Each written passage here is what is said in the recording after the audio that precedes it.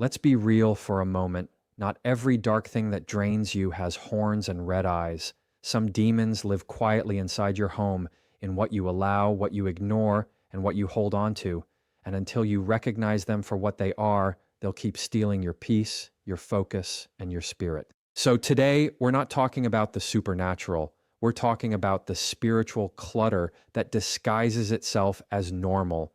Here are 5 demonic things you need to get out of your house right now. There's a kind of noise that doesn't come from outside. It comes from what we allow in. The phone that buzzes every 5 minutes, the TV that plays just to fill the silence, the tabs that stay open long after we've stopped reading. Distraction doesn't need permission to enter your home because it disguises itself as entertainment, as information, as connection. But what it really does is steal your stillness.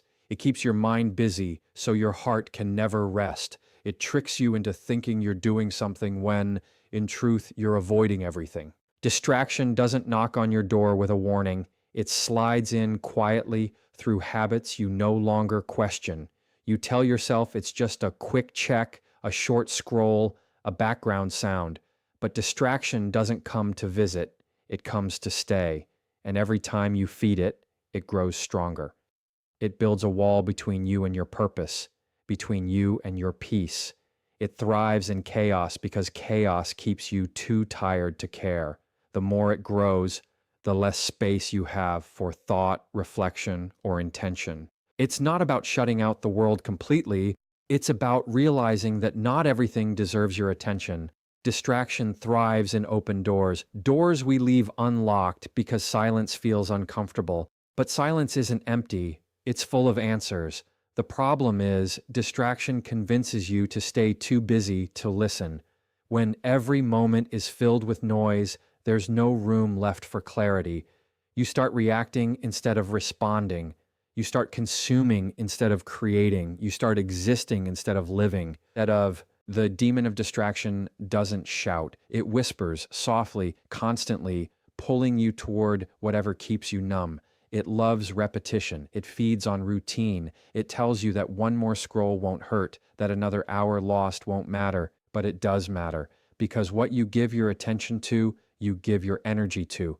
And your energy is your life force. If you waste it on noise, you starve your soul of nourishment. Every distraction chips away at your discipline, and with it, your direction. To get rid of distraction, you don't just remove devices, you reclaim decisions. You take back the power to choose what enters your space and what stays out. It's about making your home a place of purpose, not noise. It's about setting boundaries for your attention like you would for your safety. You wouldn't leave your front door open for strangers, so why leave your mind open for chaos? Every notification you don't need is a door you forgot to close. Every meaningless conversation is a window you forgot to lock. Distraction isn't just about what steals your focus, it's about what it keeps you from seeing. It blinds you to moments that matter, to people who matter, to thoughts that could change you. It replaces deep living with shallow stimulation. And the worst part is, you don't even notice it happening until you feel empty. You wonder why you're anxious, why you're restless, why you can't sit still without reaching for something. It's because distraction has trained your brain to avoid stillness. It's not just in your house, it's in your habits. So take a look around, not just at your screens or your schedule, but at your space. What in your home keeps you busy but not better? What in your routine fills time but drains peace? The demon of distraction hides in plain sight in the things you say you can't live without but secretly wish you could. And the moment you recognize it, you begin to weaken it. Because what you see clearly, you can finally confront. And what you confront, you can finally change. Negativity doesn't always come in yelling or chaos. Sometimes it's quiet, hiding in the tone of your own thoughts or the atmosphere of the room you live in. It can live in the sigh after a long day, the complaint you didn't notice becoming a habit, or the friend who always finds a problem for every solution. The demon of negativity doesn't want to destroy you quickly. It wants to drain you slowly. It thrives where gratitude is absent and grows in the shadows of comparison. It doesn't need to shout to have power. It only needs you to keep listening. When negativity enters your home, it changes more than the air, it changes the energy. It's like dust, settling quietly, building layer after layer until everything feels heavy. You might not notice it at first. The sarcasm in a conversation, the constant criticism disguised as advice, the endless focus on what's missing instead of what's possible. These are small openings where negativity walks right in and makes itself comfortable. And once it finds space, it invites more of itself in. It multiplies through words, through moods, through silence that feels colder than peace. What makes negativity so dangerous is that it wears a mask of truth. It convinces you that being critical is being realistic, that expecting disappointment is just being prepared. But negativity isn't wisdom, it's a weight. It tells you that hope is naive, that optimism is weakness, that joy is fake. It doesn't protect you, it imprisons you. The more you agree with it, the more it rewires how you see the world. And soon everything starts to look darker, even the good things. You stop celebrating small wins. You stop expecting good outcomes. You stop believing that things can change. Negativity doesn't need to shout because it knows how to whisper in familiar voices. It comes through the media you consume, the people you tolerate, and the words you speak over yourself. Every complaint is an invitation. Every argument is a welcome mat. And every time you replay a hurt instead of releasing it, you're giving negativity a seat at your table. It sits there quietly, nodding as you vent, pretending to comfort you while it tightens its grip. You start carrying it into your mornings, into your work, into your relationships, until you can't tell where it ends and you begin. Removing negativity from your home doesn't mean pretending everything is perfect. It means protecting your space from what poisons it. It's choosing conversations that heal instead of hurt. It's turning off shows that glorify drama and turning on moments that build calm. It's about checking your own tone, the way you talk to yourself when no one's listening, because your home can't feel peaceful if your inner voice is at war. The walls might look clean, but if your thoughts are cluttered with criticism, you're still living with noise. Negativity feeds on reaction. It wants you to argue, defend, or explain. The more you engage, the more you empower it. But silence, intentional silence, starves it. Gratitude suffocates it. Kindness disarms it. The moment you start shifting focus from what's wrong to what's right, negativity starts to lose oxygen. It can't survive in an environment of appreciation. It fades when you start noticing the beauty in small things, the warmth in a morning light, the calm after prayer, the laughter that breaks tension. These are the moments that push darkness out without confrontation. Your home should be a sanctuary, not a storm. It's where your mind resets, your heart recovers, and your soul breathes. If negativity has built a home in yours, it's time to start reclaiming each room. Let go of conversations that drain you, objects that carry painful memories, or habits that repeat old hurts. Replace complaining with gratitude, gossip with silence, doubt with faith. The demon of negativity doesn't need to be fought, it needs to be starved. And that starts with one choice: to stop feeding what makes you feel small and start nurturing what makes you feel free. Clutter is never just about stuff. It's about stories, emotions, and moments that we've held on to long after they've served their purpose. Every drawer that won't close, every corner filled with things you no longer use is a reflection of something deeper, an attachment you haven't released or a memory you're still carrying. The demon of clutter hides behind the idea of, I might need this someday, but someday never comes, and in the meantime, your peace is being traded for piles of distraction. Clutter doesn't just take up space in your home, it takes up space in your mind. It's easy to think of clutter as harmless, just part of living. But it's not the mess itself that's dangerous, it's what the mess represents. Each object holds a decision you've postponed, a piece of your past you've refused to face. It's the unfinished business of your life made visible. And when your surroundings are full of old energy, new energy can't find a way in. That's why sometimes, even when nothing is wrong, you still feel restless. The physical disorder mirrors an emotional one. Your mind can't focus when your space keeps reminding it of everything unresolved. The demon of clutter doesn't show up overnight. It creeps in quietly, disguised as sentiment, convenience, or comfort. You tell yourself you'll clean it tomorrow, that you'll organize it when you have more time. But clutter feeds on delay. It thrives in indecision. Every day you postpone dealing with it, it multiplies. It grows in corners, closets, and cabinets. But more than that, it grows in your spirit. Because when you live surrounded by too much, you start feeling like you're not enough. Your environment becomes proof of your overwhelm, and your peace starts shrinking under the weight of everything you've kept. There's a heaviness that comes from living in spaces that no longer reflect who you are now. Old things carry old energy. A house filled with reminders of what used to be can't make room for what could be. The clothes you don't wear, the papers you don't need, the trinkets that collect dust, they all whisper a quiet message. You're stuck here, and the more you hold on to them, the more you believe it. The demon of clutter wants you to confuse comfort with captivity.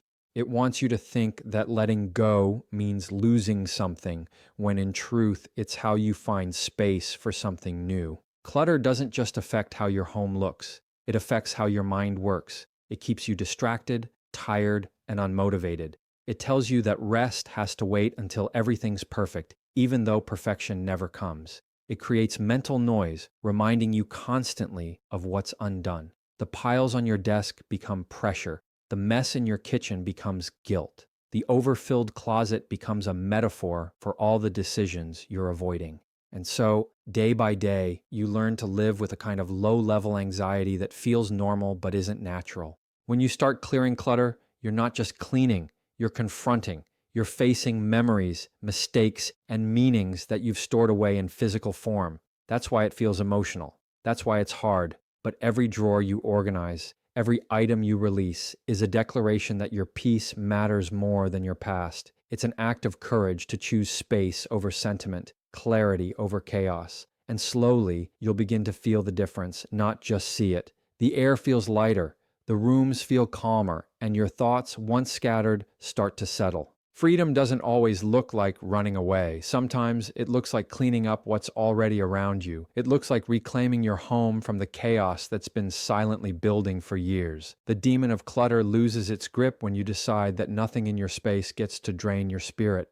When you choose to keep only what adds value, you're not just creating order, you're creating alignment. Because your home should serve your peace, not compete with it. And once your space reflects who you are becoming, not who you've been, you start to breathe easier in every corner you once avoided. Fear is one of the most convincing liars you will ever meet. It doesn't come screaming through the front door. It slips in quietly through doubt, hesitation, and overthinking. It makes you second-guess what you already know, question what you've already built, and delay what you've already started.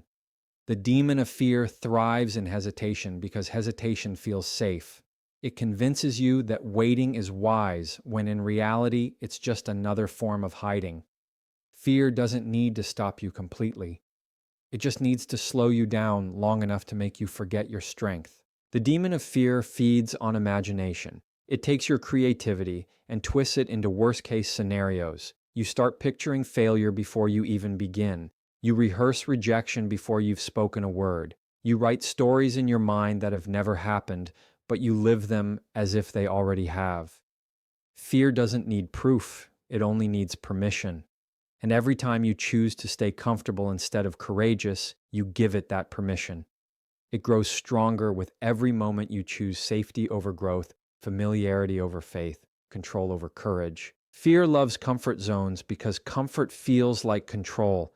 It tells you that as long as you stay here, where it's predictable, where it's familiar, nothing bad will happen, but nothing great will either. The demon of fear wants to keep you small, quiet, and cautious. It whispers that you're not ready, not capable, not enough.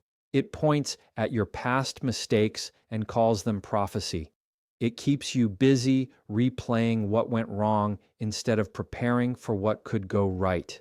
It knows that if it can keep your mind afraid, your body will never move. The most dangerous part of fear is how rational it can sound. It wears the mask of logic. It tells you to be realistic, to wait for the right time, to gather more information. But there is no perfect time, no complete plan, no guaranteed outcome. The right moment is the one where you decide to move despite the uncertainty. Fear will never disappear before you take action. It disappears because you take action. Every time you do something afraid, fear loses its credibility. It stops being a monster and starts being a memory. The demon of fear doesn't only live in big moments, it lives in the small ones too. It's in the silence before you speak up, in the pause before you try again, in the doubt before you dream bigger. It makes you think fear is a warning, when sometimes it's actually an invitation. The presence of fear doesn't always mean danger. Sometimes it means direction. It points toward the very thing that will grow you. But fear doesn't want you to see that. It wants you to label growth as risk, so you never walk toward it. It would rather see you comfortable than courageous. The way you remove fear from your home is not by pretending it's not there. It's by refusing to give it authority. Acknowledge it, name it, but don't obey it. Fear can live in your house, but it doesn't get to decorate it. It doesn't get to decide what you build or when you move. You silence it not by arguing, but by acting, by taking small steps in the direction fear told you to avoid, by showing yourself again and again that you can survive discomfort. Every time you push past it, you reclaim a little more freedom, and fear starts to shrink into the background where it belongs. Your home should not echo with what ifs. It should be filled with reminders of your courage, notes of progress, traces of faith, signs of forward motion. The demon of fear loses power in spaces filled with movement, with action, with belief. It can't stand momentum. When you live with purpose, fear becomes background noise. It's still there, but it's no longer in charge. Because courage isn't the absence of fear, it's the decision to keep walking even when fear walks beside you. Complacency doesn't come with alarms or warnings. It comes quietly, dressed as peace. It convinces you that where you are is good enough, that you've already done enough, that growth can wait. It whispers that you deserve rest, not the kind that restores you, but the kind that dulls your drive. The demon of complacency doesn't destroy your life in a single blow. It slows it down so gradually you don't even notice. It feeds on comfort, on routine, on the belief that someday will always be there. And before you know it, someday has become never. This demon doesn't need to make you fail. It just needs to make you stop caring. It wants you to trade passion for passivity, purpose for convenience. It wants your dreams to sit quietly on a shelf while you tell yourself, I'll get to it when things settle down. But things never settle down. Life doesn't wait for you to be ready. Complacency makes you forget that momentum matters. It numbs your hunger to improve by convincing you that trying is too risky, that change is too hard, that you've already earned the right to slow down. And slowly, your potential starts to shrink inside walls you built yourself. The demon of complacency loves comfort zones because they look safe, but they're really cages. It makes you mistake familiarity for fulfillment. You wake up, go through the motions, and call it living. But deep down, something inside you feels unfinished. That quiet frustration you can't name, that's your soul resisting stagnation. You were made to grow, not to coast. Yet complacency makes you settle for small, convincing you that chasing more is being ungrateful. It tells you that ambition is pride when in truth it's purpose calling you forward. Complacency isn't about laziness. It's about fear disguised as contentment. It's easier to stay in the known, even when it's unsatisfying, than to step into the unknown and risk discomfort. The demon of complacency feeds on that fear. It tells you that failure is worse than never trying, that mistakes are proof you should stop, that change means instability. But the real instability comes from staying still too long. Growth is motion, and motion is life. When you stop moving, your dreams start dying. Not dramatically, but quietly, piece by piece, while you tell yourself everything's fine. You know, complacency has moved in when your days all start to look the same. When I'll do it later becomes a routine. When comfort becomes the goal instead of a gift. It hides behind words like balance and self-care. good things that lose meaning when they turn into excuses. True rest refuels you for progress, but complacency drains your desire for it. It makes you crave ease more than excellence. And once it takes hold, it doesn't just affect your work. It seeps into your mindset, your relationships, your faith, and your identity. You stop asking, "What's next?" and start saying, "This is enough," when it isn't. To drive complacency out of your house, you have to replace comfort with conviction. That doesn't mean rejecting peace. It means redefining it. Peace isn't the absence of challenge. It's the presence of purpose. You need something that wakes you up, something that demands more from you than what's easy. You have to create movement, set goals that stretch you, routines that sharpen you, disciplines that remind you you're still capable of more. Because once you taste momentum again, complacency starts losing its power. It can't stay in a home where growth has become a daily habit. Your space should remind you of progress, not pause. Fill it with reminders of what you're building, not what you've settled for. Surround yourself with people who challenge your comfort, not validate your excuses. The demon of complacency hates accountability because accountability exposes stagnation. When you let others speak truth into your comfort zones, they bring light to the corners where complacency hides. And that's how you reclaim your space, not by waiting for motivation, but by moving before you feel ready, by acting before you feel certain, by remembering that the safest place you can ever be is in motion.